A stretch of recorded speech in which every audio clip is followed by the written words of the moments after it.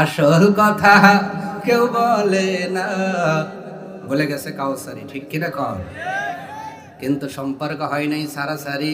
আমরাও দোয়া করি আল্লাহ ওনার কবর বারেক জান্নাতের ঘর বাড়ি, আমাদের আদরের কাউসারি কত ছন্দ দিয়ে বলে গেল, আসল কথা কেউ বলে না, বিপদ দেখলেই তো না না না, আসল কামে কেউ যাবে না, সুযোগ বুঝেই তাল বাহানা।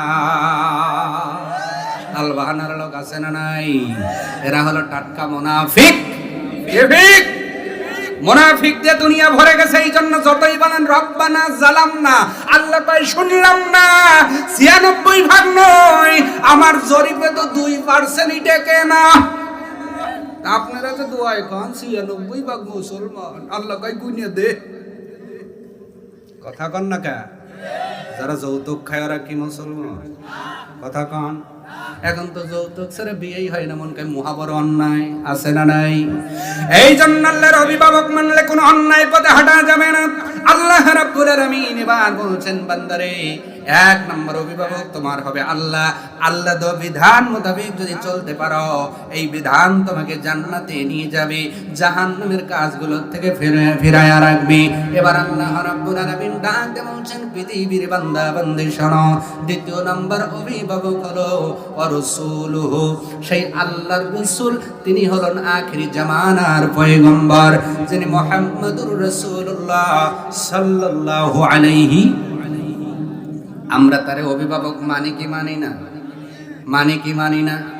মানি হলো তখন মিষ্টি খাই যখন, হুজুর মিষ্টি খাওয়া সুন্নাত, নবী অভিভাবক এই জন্য কইসা মিষ্টি খাই, কিন্তু তাকায় দেখি মুখে দাড়ি নাই, কি নাই, অথচ মিষ্টি খাওয়া সুন্নাত, এইটা মানে আছে না নাই? আমার মায়েরা, ওই দিয়ে কথা বললে সময় লাগবে, অল্প সময়ের ভিতরে ধানটা পাকাইতে চাইতেছি। একটু লক্ষ্য করেন, নবীকে যারা অভিভাবক মানবে, নবীকে যারা সঙ্গে মানবে, নবীকে যারা বন্ধু হিসেবে গ্রহণ করবে, আল্লাহ রাব্বুল আলামিন ডেকে বলেন, বান্দা বান্দিরে, দুনিয়ার ময়দানে আমার পরিচয় দিলাম, আমি হলাম রব্বুল আলামিন। একই আল্লাহ আমি পরিচয় দিলাম আমার বন্ধুর ক্ষেত্রে, وما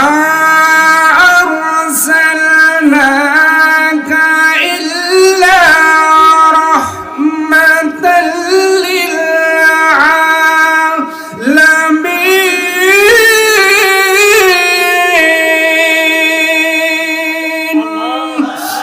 সেই আল্লাহ কোরআনের মধ্যে নবীর পরিচয় করিয়ে দিচ্ছেন, পৃথিবীর বান্দা বান্দি, আমি হলাম রব্বুল আলামিন, আর আমার বন্ধু হলো রহমাতাল লিল।